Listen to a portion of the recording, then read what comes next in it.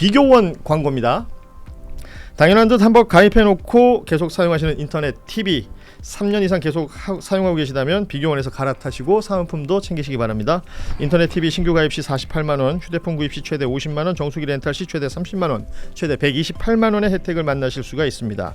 여기에 인터넷 가입 후에 쓰던 휴대폰, 알뜰폰 그대로 통신사 변경만 하시면 최대 30만원 혜택이 있고요. 본인 가입 후에 추천을 통해서 지인이 가입을 한다면 한 사람당 4만원짜리 모바일 상품권 무제한으로 드리고 있습니다. 개인정보 보안도 철저히 있고요. 한 건의 보안 사고도 없었습니다. 그리고 8억 이상의 보증보험에 가입돼 있는 비교원, 인터넷 TV, 휴대폰 정수기 비교는 비교원에서 포털에서 비교원 검색하셔서 상담 신청하시거나 전화 1670-2571을 통해서도 상담 신청이 가능합니다. 뭐 시간이 많이 없습니다만 국민의힘 이야기를 좀 하겠습니다. 국민의힘 얘기를 못하니까 답답하네. 자, 장동혁 대표가 오늘 퇴원했습니다. 한 사람의 입원과 퇴원을 거의 매일 저희가 뉴스로 전하고 있는데 퇴원하면서 뭐 지지자들 향해서 웃으면서 고맙다. 표정이 어느 병원에 있었어요? 좀 밝아요. 예. 그리고 건강 상태에 대해서는 그 김대식 의원 발언을 빌리자면 단식의 후유증이 큰 것 같다라고 하면서 이 표현이 참 인상적이었는데 일부에서는 꾀병이라고 하는데 꾀병 아니다. 이런 설명까지도 했습니다. 그리고는 오후 2시 반이었나요? 기자회견을 했어요. 대부분의 내용은 뭐 기존에 하던 주장들 비슷했습니다. 선관위 사태에 대해서 특검과 재선거 외에는 다른 길이 없다. 많은 청년들이 참정권 회복을 외치고 있다. 그리고 이재명 정권에 대해서는 시민의 목소리를 폄훼해서는 안 된다. 뭐 이런 얘기를 하고 있고 연어술 파티 이 판결로 인해서 공소 취소에 대한 근거가 사라졌다. 이런 주장들을 쭉 내놓는 기자회견이 있었습니다. 장동혁 대표가 퇴원하면서 했던 이 메시지들 어떻게 평가하시는지요? 참 장동혁 대표는 그거는 하나 확실한 것 같습니다. 평론을 이렇게 잘 할 수 없길 정도 본인의 길을 쭉 가는 모습, 필리버스터, 단식 이런 거 보면 저게 맞나 싶은데 그냥 하거든요. 병원에 입원할 때도 그렇지만 또 퇴원도 갑작스럽고 나와서 하는 얘기도 갑작스럽고 등등에 저는 그냥 뭐 이걸 뭐 굳이 뭐 어떻게 해석하기보다는 쭉 가겠구나 이 사람은 이대로 뭐 접거나 어떤 여론을 들어가지고 만약에 예를 들어서 당 대표라고 하더라도 소속 의원의 거의 많은 수가 너 나가라고 하면 통상은 나가거든요. 의총 이런 거 하면. 근데 여기는 뭐 정점식 원내대표 한다고 하지만 결국은 최고위가 깨져야 나갑니다. 최고위가 전 안 깨진다고 가정했을 때는 김재원 최고가 오늘 뭐 입장 아주 좋은 얘기 하더라고. 포도당 뭐 하고 하는 거 봤을 때는 김재원의 뜻은 확고해요. 결국 그냥 쭉 간다 이거는. 쭉 간다 내년 2월 그렇죠. 내년 한 7월인 8월인데 임기를 다 한다면 설사 한다 하더라도 6개월 이내 남았을 때는 임기 새로 하니까 내년 2월까지는 계속 쭉 할 것 같아요. 그래서 지금 그 얘기가 나오는 거예요. 정점식 원내대표 같은 경우에는 2월쯤 되면 정리되지 않겠느냐라는 이 표현도 했었고요. 조선일보에서 이제 인터뷰했던 내용이 있는데 장동혁 대표 거취에 대해서 질질 끌지 말고 빠른 시일 내에 결론이 내려져야 한다. 뭐 이런 메시지를 내기도 했습니다. 아니 이게 무슨 협의의 국민의힘, 광의의 국민의힘도 아니고, 협의의 국민의힘은 장동혁 대표를, 광의의 국민의힘은 뭐 오세훈, 한동훈 이렇게 이미 다 오세훈, 한동훈 씨가 어떤 정통성을 다시 회복하면서 국민의힘을 이끌어 나가게 될 수밖에 없다라는 걸 알고 있지만 장동혁 대표는 실질적으로 또 세력을 장악하고 있고 이런 식으로 지금 이루어지고 되고 있는 거잖아요. 거기에다가 지금 신천지 지금 강제 가입과 관련된 수사는 아마 급물살을 타게 되면 그 한나라당, 그러니까 국민의힘이 진짜 일부러 한 거 아닙니다. 존폐 여부가 걸려 있는 이야기이기도 하죠. 그 국민의힘의 존폐 여부가 걸려 있는 문제잖아요. 그 얘기는 제가 좀 이따 다시 한번 여쭤보도록 하고요. 지금 이제 장동혁 대표는 당 대표 거취로 거취 문제로 싸울 일이 아니다, 싸울 때가 아니다 이런 얘기를 했는데 정점식 원내대표 중심으로 해서 당내 의견이 대표의 결단이 필요하다고 모아지면 장 대표에게 전달할 것이다. 뭐 이런 얘기를 했어요. 그런데 당내에는 장동혁 대표 물러나라, 사퇴하라라는 목소리도 분명히 있지 않습니까? 있죠. 그러니까 사실 이제 지방선거 책임론이 불거지자 올공에 가서 부정선거, 재선거, 당일 투표, 수개표 이런 걸 외치면서 부정선거로 싹 몸을 숨겼어요. 근데 그걸로도 돌파가 안 되니까 이번에는 병원으로 숨은 거죠. 근데 병원에 숨어 있다 보니까 내 자리를 차지하기 위해서 오세훈도 등장, 한동훈도 등장 이러다가 내 자리 없어지겠네. 그리고 정점식 전 정책위 의장은 이번에 원내대표가 되니까 그때하고 태도가 또 달라지는 거예요. 그러니까 자기 설당이 없어지니까 아파 죽겠는데 일단 나와야 되는 겁니다. 일단 나와서 자리는 차지하고 앉아 있어야 되는 거예요. 안 그러면 죽겠는데. 내 자리 없어지게 생긴 거예요. 저는 이제 이런 상황이라고 보고 버티기 쉽진 않을 것 같아요. 왜냐하면 최근 여론조사도 그렇고 당내에서 그 장동혁 그 KSY 조사에서도 예. 장동혁 대표 물러나는 게 좋겠다라는 더 여론이 점수가 높아요. 압도적으로 예. 많았거든요. 그러니까 여론조사 그렇죠. 당내 여론 그렇죠. 그리고 실질적으로 지난 지방선거 결과에 대해서 장 대표도 책임을 져야 되는 위치에 있어요. 본인은 이겼대잖아요. 그 정신승리인 거죠. 정신승리인 거죠. 그러니까 저는 그거를 지나가는 거리의 시민들한테 물어보세요. 그게 이긴 거냐고. 어제도 저희가 이 시간에 얘기를 했는데 그 왜 보도자료 냈잖아요. 당 선거 결과 가지고. 네. 그래서 2018년 선거에 비교를 하면서 그때보다 우리가 잘했다. 2022년 얘기를 하는 게 아니라 그러면서 일종의 자화자찬 보고가 나왔고 정점식 원내대표는 그걸 몰랐다는 거 아닙니까? 그래서 정점식 원내대표가 했던 말들이 당을 잘 추스려 가지고 우리도 쇄신의 길로 가야 되고 뭐 이런 얘기를 했던 아주 일반적인 얘기를 했는데 정상적인 얘기가 나오니까 당황스러운 거예요. 그러니까 그거는 솔직히 말하면 국민의힘 당원들을 우롱하는 처사죠. 국민의힘 당원들이라고 해서 뭐 부정선거론자만 있는 것은 아니잖아요. 그리고 상식과 합리에 기반한 새로운 보수 정당이 필요하다고 판단하는 사람들도 있을 거예요. 예. 그런 사람들이 보기에 장동혁 대표의 행동은 상식을 배반하는 행위인 거죠. 그래서 제가 보기에는 이렇게 저렇게 피해 다니지만 결국엔 장동혁 대표가 뭐 내년 8월까지 내 임기는 보장돼 있으니 난 이걸 지키겠어라고 주장을 하는데 이 당의 이제 전망, 특히 이제 28년 총선을 앞두고 새롭게 본인들이 정돈하지 않으면 총선 때 우리 다 죽어 이런 판단을 할 거예요. 특히 수도권 중심으로. 예.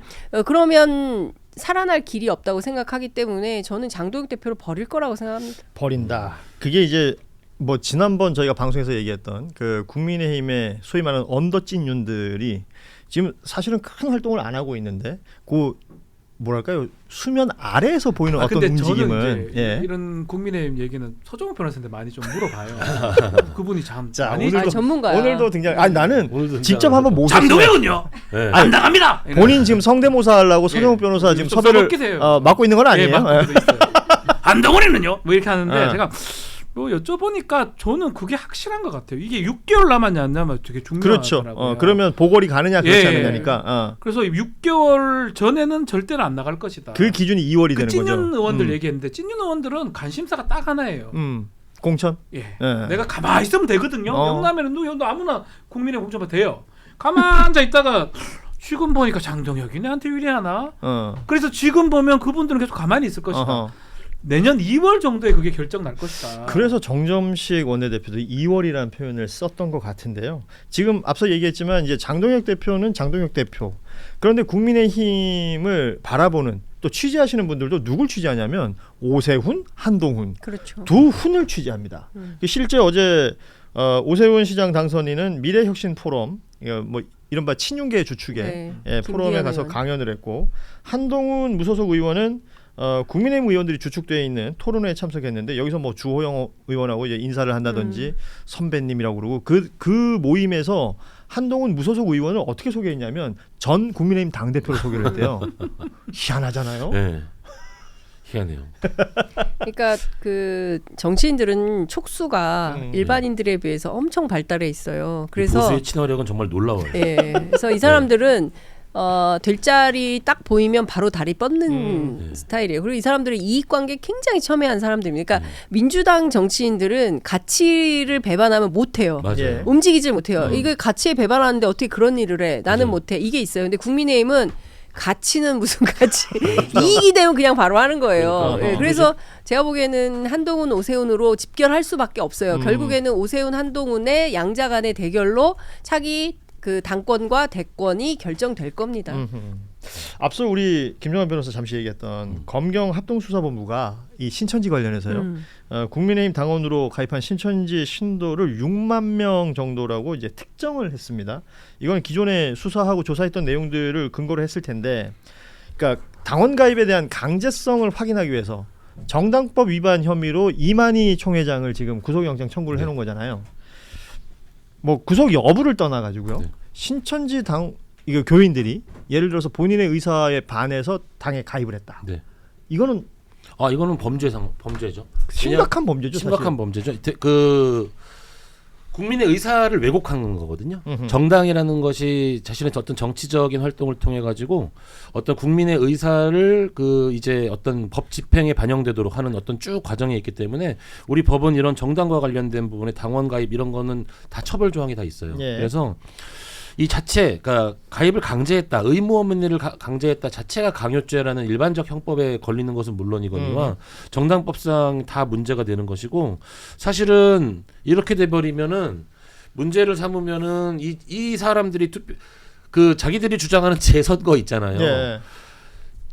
그 장도혁 대표 당 대표 자기가 재선거를 해야 되는 상황인 거예요. 그렇죠. 예. 예, 슛 했는데 이게 부메랑이 돼서 돌아와서 예. 이렇게 딱 때리는 느낌이구나. 전혀 예. 그 권한 없는 권리 없는 어떤 당원들에 의한 그리고 이 숫자가 그 왜곡할 그 어떤 선거 결과를 왜곡한 당 대표와 관련된 여러 가지 이게 그걸 왜곡할 수 있는 지금 뭐 정보잖아요. 신천지도 그렇고 통일교 얘기도 있었으니까요. 예. 그 집단 당원 가입으로 문제가 자체가 됐던 범죄예요. 건 대부분 당내 경선이지 않습니까?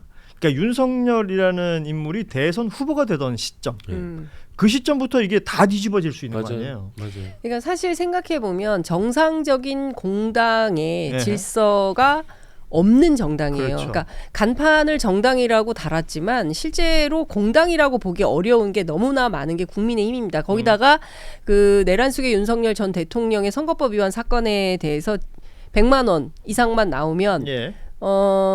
이 당은 없어질 수도 있는 거잖아요. 그렇죠. 397억 보존금을 400억 돈을 예, 배탄해야 토해내야 되는 거죠. 되는 이런 상황이 되는 거예요. 그 재판 1심이 이제 곧 나옵니다. 그렇습니다. 7월 22일인가? 27일. 7월 예. 27일인가요? 하여튼 그러니까 그런 거를 생각해 보면 뭐 그때 되면 저는 또 이 사람들 스스로 자진 해산할 수도 있어요. 그 돈 뭐 안 토해내려고. 아하. 네, 저는 그런 꼼수는 얼마든지 가능한 사람들이다 이렇게 생각을 하는데 여하간 종합을 하면 이런 말도 안 되는 국민의힘을 상대로 이 정상적이고 정통성이 있는 민주정당인 더불어민주당이 지난 지방선거를 적고. 이렇게 지고 지지율도 내란 뒤지고 있고. 정당에 비해서 뒤진다는 것은 이건 참을 수 없는 겁니다. 예, 민주당의 당원이 지금 듣고 계시다면 이거는 문제 제기를 하셔야 돼요, 당원들이. 자, 보세요. 윤석열이라는 대선 후보를 만들 때의 의심이 있습니다. 이 경선 과정에서 이들이 어떻게 했는지. 그리고 그 다음이 김기현 당대표가 될 때입니다. 네. 그렇죠. 이준석 당대표를 몰아내고 김기현 당대표를 만들 때 이때도 당내 그 당원들의 표가 굉장히 중요했을 그렇죠. 때니까요. 그 다음이 지금의 장동혁 대표 음.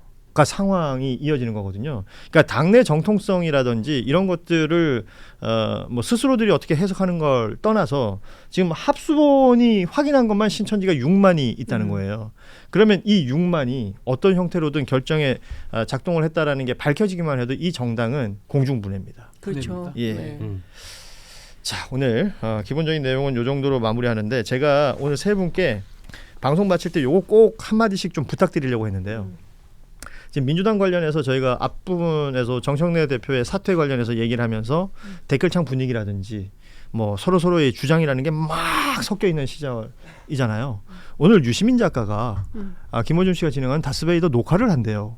금요일에 방송이 된다 그러거든요. 알고 있습니다. 그럼 요 내용도 아마 뜨겁게 또 이슈가 되겠죠. 지금 매불쇼가 2주간 휴식을 취하고 있는 상황에서 어딘가로 이제 딱 포커싱이 될 수 있는 지점이 하나 생기는 것이기 때문에요. 그 바라시는 부분, 민주당에 좀 바라시는 부분을 한 말씀씩 해주면 이런 것들이 한 번씩 좀 정화가 되지 않을까 싶기도 한데 어떠신가요? 안 싸웠으면 좋겠어요. 안 싸웠으면 근데 좋겠다. 안 싸우면 좋은데 안 싸운 건 사실 거의 하나거든요. 누구 중심으로 가느냐인데 저는 계속 똑같은 얘기를 뭐 주구장창했던 것 같아요. 집권 초기니까 대통령 중심으로 가야 되는 거 아니냐 이 생각을 계속 하고 있고 이게 한 3, 4년 차다. 레임도 뭐 올 수밖에 없는 거니까 그러면 당연히 후임 대통령 그러니까 뭐 예컨대 당권 잡는 사람 그러니까 그거를 저는 당원들이 아주 집단 지성이 잘 판단할 것이라고 좀 봅니다. 좋습니다. 예, 우리 장 기자께서는 저는 그 노무현 대통령의 외로움 그걸 좀 많은 분들이 아실 거라고 생각하거든요. 그래서 우리가 지켜드리지 못했다라고 그렇게 원통해하면서 울고 그랬던 거 아닙니까? 저는 그걸 잊지 않았으면 좋겠어요. 그리고 노무현 대통령 오늘 보니까 방금 전에 보니까 모병제 또 말씀하셨어요. 예, 이재명 예, 대통령이. 예. 예. 그러니까 이분은 그냥 뚜벅뚜벅 가요.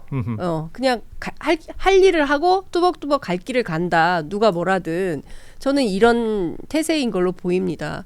그러면 어쨌든 우리가 만든 빛의 혁명을 통해서 내란을 저는 아직 청산하지 못했고 극복하는 과정에 있다고 생각하는데 이게 제대로 되지 못하면 우리 역사는 또다시 이른바 반격을 맞이하게 된다라는 겁니다. 그러면 우리 역사는 또 뒤집어지는 거예요. 지금 이 순간 우리가 해야 될 것은 친일 군사 독재로 점철돼서 대한민국 역사를 굴절시켰던 그 정치의 주체를 완벽하게 바꾸는 정치의 주류 교체를 하고 있는 거예요.